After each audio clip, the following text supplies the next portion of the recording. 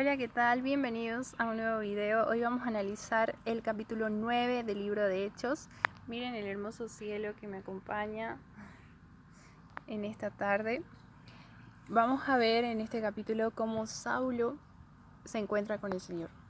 Él deja su vida y lo deja de una forma muy interesante e impactante.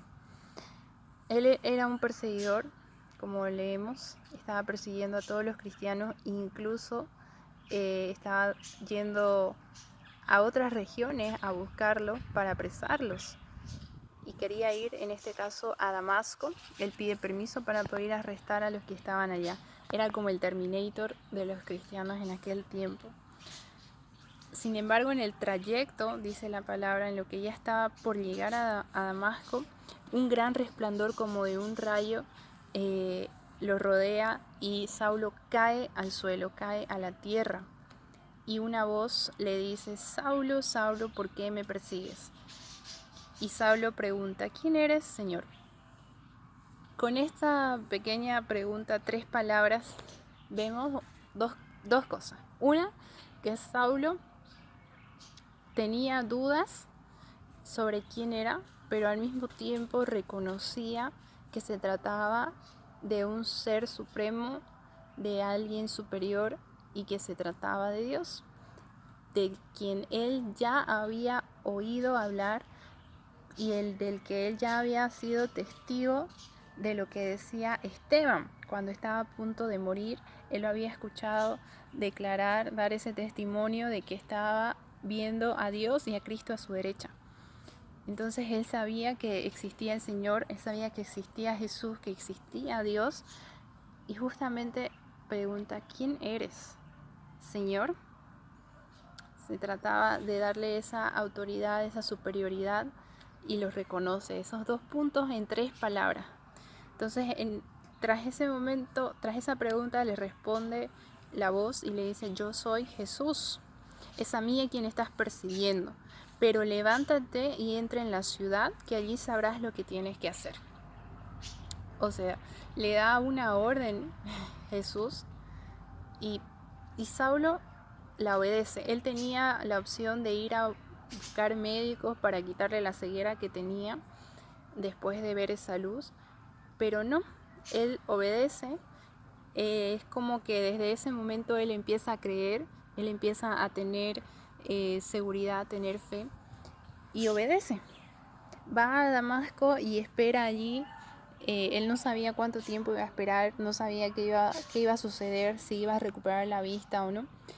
Pero vemos nosotros que Dios ya se había encargado de preparar a alguien para que pusiera mano sobre él y le mostrara a Saulo las 2 razones por las que lo eligió a él para su servidor. Esas 2 razones por las que eligió Dios a Saulo era: 1, llevar el nombre de Jesús a los gentiles, a los reyes y a los israelitas. Y 2, que le mostraría cuán grandes cosas tendría que sufrir por causa del Señor. Saulo, quien más adelante pasa a ser Pablo, es uno de los apóstoles que termina sufriendo más que cualquier otro. Pasa por muchas cosas y lo vamos a ver de aquí en adelante, en todos los libros que siguen en adelante. Vamos a ver las cosas que hace, el sufrimiento que tiene que pasar. Pero Dios lo había elegido.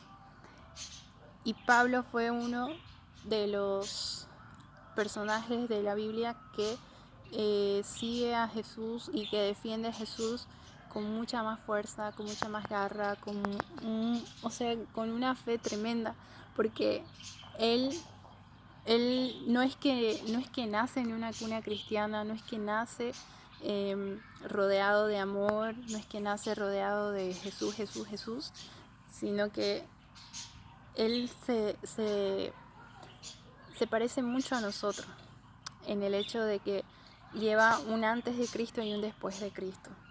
Lleva una vida de pecados, de pasado, de oscuridad, pero Dios le deja ciego, le deja en negro esa vista al pasado y le da una nueva vida, le da una nueva visión, le da una nueva vista.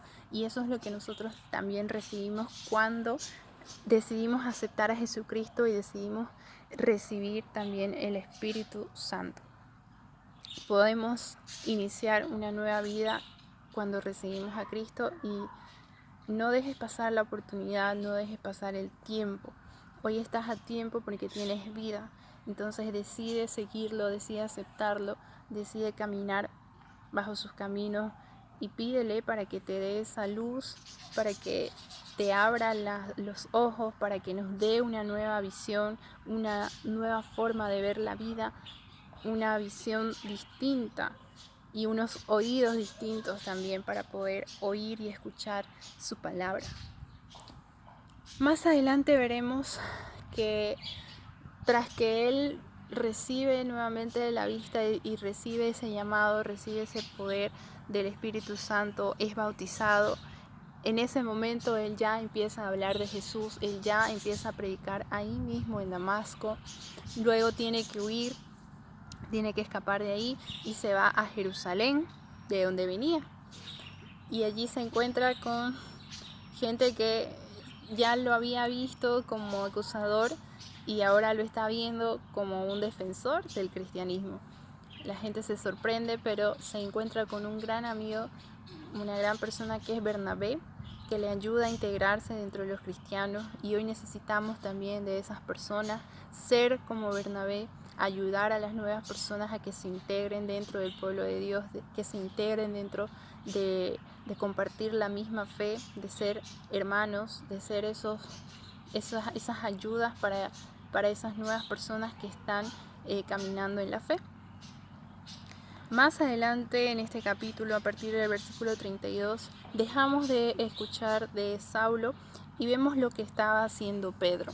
Pedro, que estaba realizando viajes y que sana a un paralítico y también hace otros milagros, que es el de dar vida a un personaje que se llama Tabitá, pero que su nombre en griego es Dorcas, ¿ya? Ella, que era una mujer que tenía un ministerio también de ayudar, ayudaba a las mujeres, les hacía vestidos, era como una costurera. Entonces su ministerio de ella era ese, dar ese tipo de ayuda.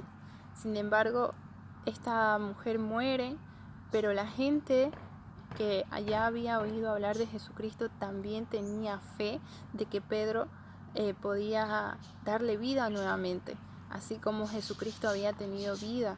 Entonces, por eso lo buscan a Pedro. Y vuelve a vivir, vuelve a la vida. Pedro va a hacer el milagro y vuelve a la vida.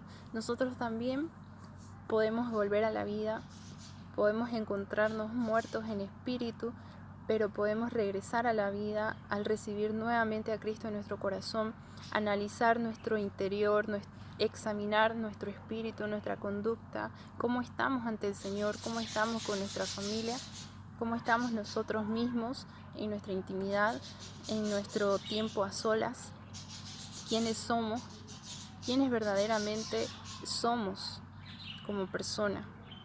Analicémonos y, por supuesto, tenemos la oportunidad de volver a la vida con Jesucristo, y sabemos que con Jesucristo, aunque podamos morir, aunque hayan muerto físicamente, tendremos vida eterna y no moriremos. Eso lo dijo Jesús mismo, quien da la vida, y el que cree en Él, aunque muera, va a vivir. Te dejo este mensaje, espero que leas este capítulo en tu casa y nos vemos en el capítulo número 10.